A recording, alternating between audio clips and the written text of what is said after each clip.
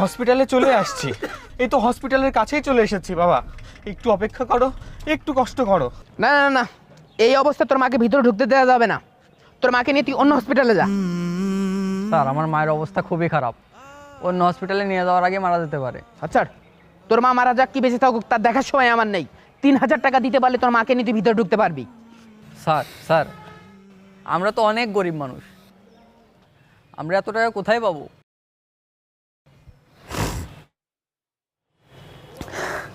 টাকা নাই তা তুই তোর মাকে এত বড় হসপিটালে কেন নিয়ে আসছিস? শালা গরিবের বাচ্চা গরিব দূরা।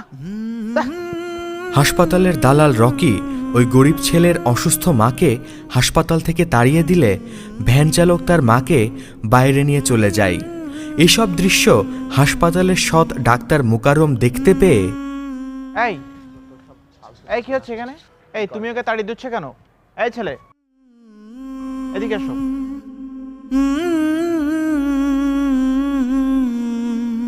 ডাক্তার সাহেব, আমি গরিব হওয়াতে আমার মাকে এই লোক ভিতরে ঢুকতে দিচ্ছে না। এই তুমি এই ছেলে মাকে ভিতরে ঢুকতে দিচ্ছ না কেন? ভিতরে কেন ঢুকতে দিচ্ছেন আপনি জানেন না?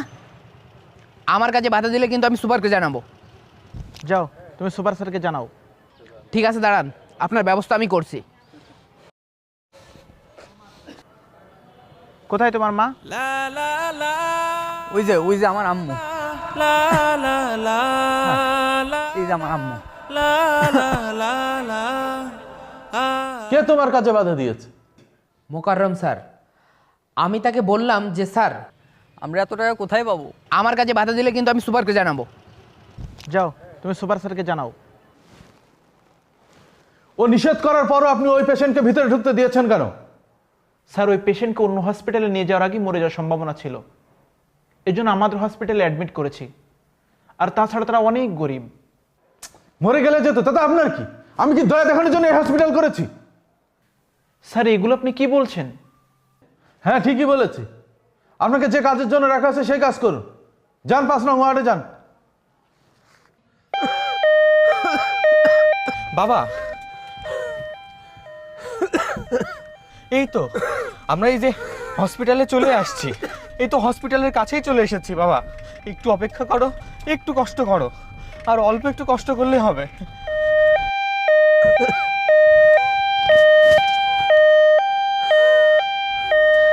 এই তো চলে আসছি, একটু অপেক্ষা করো।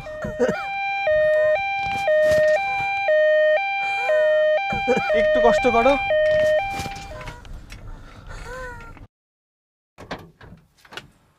বাবা আমরা হসপিটালে চলে এসেছি, তুমি দাঁড়াও আমি আসছি।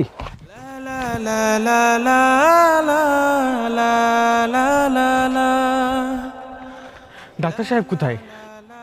কি আছে?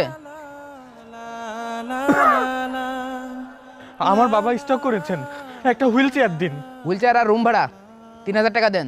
আজব, আগে আপনি আমার বাবাকে ভিতরে নিয়ে যান, তারপরে আমি টাকা দিচ্ছি। স্যার ওই পেশেন্ট মারা গিয়েছে। ও ঠিক আছে, আপনি ওই পেশেন্টের অভিভাবককে বলুন রোগী বেঁচে আছে, অপারেশন করতে 1 লক্ষ টাকা লাগবে। কি বলছেন কি? না না, আমি হারাম উপার্জনে আপনাকে সহযোগিতা করতে পারবো না। এখানে হারাম কোথায়? এটা তো ব্যবসা। না, এটা অবশ্যই হারাম। হাদিসের মধ্যে আছে হারাম উপার্জনে গড়া শরীর জান্নাতে যাবে না। আপনাকে আমি যা হুকুম করেছি তা পালন করতে না পারলে এক্ষুনি এই হসপিটাল থেকে বের হয়ে যান। হ্যাঁ যাচ্ছি, তবে মনে রাখবেন হারামে গড়া সম্পদ চিরদিন থাকে না।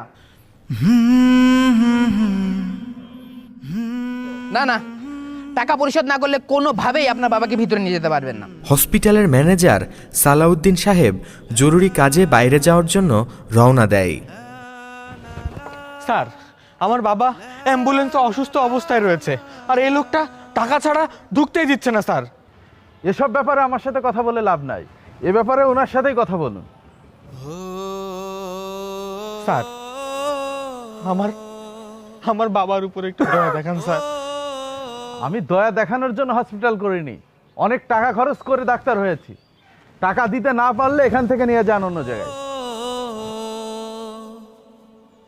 ডাক্তার সাহেব, আমি এখান থেকে চলে গেলে আপনার এই হসপিটালটাই বন্ধ হয়ে যাবে। তোর এত বড় সাহস!